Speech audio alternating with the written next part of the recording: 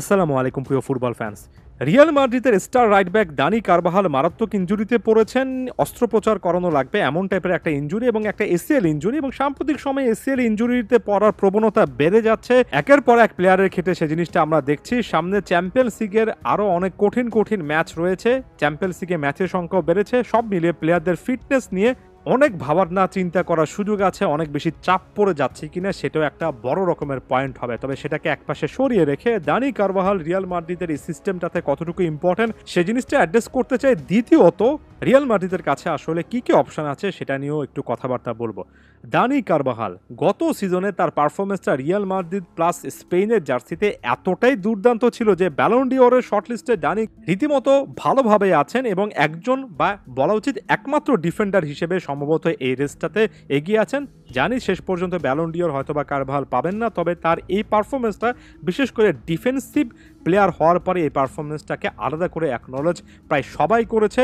স্পেনের জার্সিতে ইউরো থেকে শুরু করে যে কোনো কম্পিটিশনেও তার পারফরমেন্সটা অনেক ভালো। গত সিজনে যদি আপনি লা লিগাতে হিটম্যাপটা দেখেন, যেটা এই মুহূর্তে স্ক্রিনে আছে, এতটা ইভেনলি ব্যালেন্স হিটম্যাপ কি দেখেছেন? যেখানে নিজের হাফে রেড জোন এবং অপোনেন্টের হাফে রেড জোনটার মধ্যে এত অসাধারণ একটা ব্যালেন্স থাকে। ব্যাপারটা একটা জিনিসে প্রমাণ করে কি পরিমাণ পরিশ্রম তিনি করেছেন এবং ফাইনাল থার্ডে প্রতিপক্ষের হাফে কি পরিমাণ তিনি ওভারল্যাপিং করেছেন।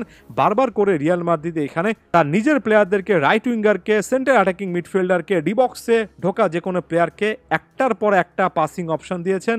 এক কথায় দুর্দান্ত পারফরমেন্স দিয়েছেন এবং এই সিজনে তার গুরুত্ব আরও অনেকটুকু বেড়ে গিয়েছে। কারণ একই একাদশে কিলিয়ান এমবাপে, ভিনিসিয়াস জুনিয়ররা খেলার পরে অনেক বেশি করে ফোকাসটা লেফট সাইডে থাকে, তাই রাইট সাইডে একটা ব্যালেন্স তৈরি করার ব্যাপার আছে। সর্বশেষ একটা ভিডিওতে, রিয়াল মাদ্রিদ কেন্দ্রিক ভিডিওতে বলেছিলাম, যেখানে লুকা মদ্রিচ, দানি কারভাল, ফেদেরিকো ভালভার্দেরা একসঙ্গে মিলে এখানে একটা ব্লক তৈরি করার চেষ্টা করছেন। এমন টাইপের সেট আপে কারভালের গুরুত্ব হাই অন দ্য পিচ থেকে সেখানে অফেন্সিভ ওয়ারগুলো করা এবং সাথে সাথে ব্যাকট্র্যাক করে ডিফেন্সিভ কাভারেজটা দেওয়া অনেক বেশি করে ভাইটাল ছিল। কারভালের এক্সপিরিয়েন্সও এই জায়গায় অনেক বেশি রিয়ালের এবার দরকার ছিল এবং এটা রিয়াল মাদ্রিদের জন্য সত্যিকার অর্থে এবার কঠিন একটা চ্যালেঞ্জের দিকে যাচ্ছে।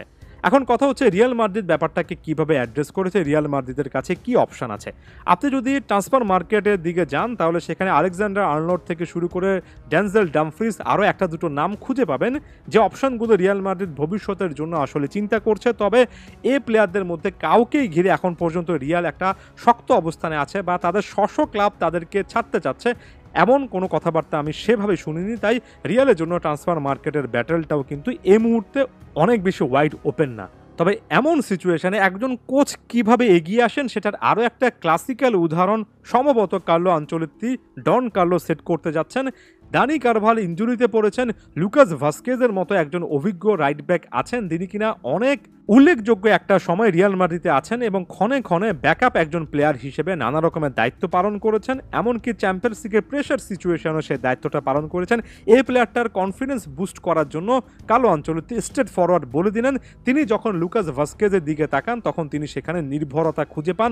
একজন কোচের ম্যান ম্যানেজমেন্ট স্কিল, অর্থাৎ প্লেয়ারদের সঙ্গে সম্পর্ক, তাদেরকে ম্যানেজ করার স্কিলটা কতটা অসাধারণ হলে কার্লো আনচেলত্তি স্ট্রেট ফরওয়ার্ড তার ব্যাকআপ এই প্লেয়ারটাকে নিয়ে আলোচনা করেন এবং বলেন যে তার দিকে তাকালে তিনি আসলে একটা আস্থা খুঁজে পাচ্ছেন। এবং এ কথাটা শোনার পরে আরও একবার লুকাস ভাস্কেজ কিন্তু তার সর্বোচ্চটুকু দিয়ে চেষ্টা করবেন। এটাই আনচেলত্তির একটা স্পেশালিটি, প্লেয়ারদেরকে তিনি খুব ভালোভাবে ম্যানেজ করতে পারেন। এবং দিন শেষে ফুটবল কোচ এবং ফুটবল ম্যানেজার, আমরা কেন দিন শেষে ক্লাবের কোচদেরকে ম্যানেজার হিসেবে বেশি ডাকি, কারণ এখানে ম্যানেজমেন্টের কাজটা অনেক বেশি। ম্যান ম্যানেজমেন্টে কার্লো আনচেলত্তি আরও একটা বার্তা, আরও একটা নিদর্শন কিন্তু রাখতেই যাচ্ছেন। লুকাস ভাস্কেজ ছাড়াই এডার মিলিতাও, যিনি কিনা জাতীয় দল, বয়সভিত্তিক দল, এমনকি ক্লাব ফুটবলেও কিছু কিছু সময় রাইট ব্যাক পজিশনে মেকশিফট রাইট ব্যাক হিসেবে খেলেছেন, তিনিও একটা অপশন হতে পারেন। এবং সবচেয়ে বড় কথা, রিয়াল মাদ্রিদ এমন সিচুয়েশনে আনলাইক অনেক প্রোফাইলকে নিয়ে এসে ফিল ইন দ্য ব্ল্যাঙ্কে পারফেক্ট জায়গায় নিজেদেরকে নিয়ে আসে, যেমনটা লম্বা একটা সময় লেফট ব্যাকের ইনজুরি সুবাদে কামাভিঙ্গাকে লেফট ব্যাক পজিশনে খেলিয়েছেন আনচেলত্তি এবং কামাভিঙ্গা ইমপ্রেসিভ কাজ সেখানে করেছেন। তাই অবশ্যই এটা একটা বড় চ্যালেঞ্জ হবে। তবে ক্লাবটা যেহেতু রিয়াল মাদ্রিদ, কোচটা যেহেতু আনচেলত্তি, এখান থেকে কামব্যাক করার ক্ষমতাও রিয়ালের কাছে আছে। পুরো ব্যাপারটা সাম আপ করলাম। ধন্যবাদ সবাইকে।